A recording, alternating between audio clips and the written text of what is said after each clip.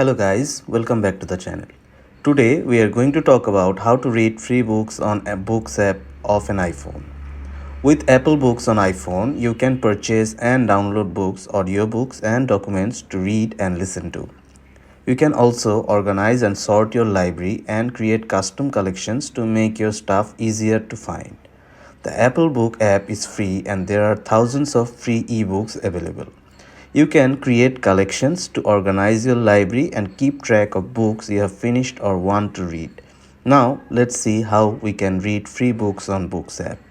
To read, you have to open the Books app. Let's open the Books app. As you can see in the screen that we have already opened the Books app. Alright. Now, tap on the bookstore here. Scroll down to top charts. You'll get to see a free section here. Tap on that free.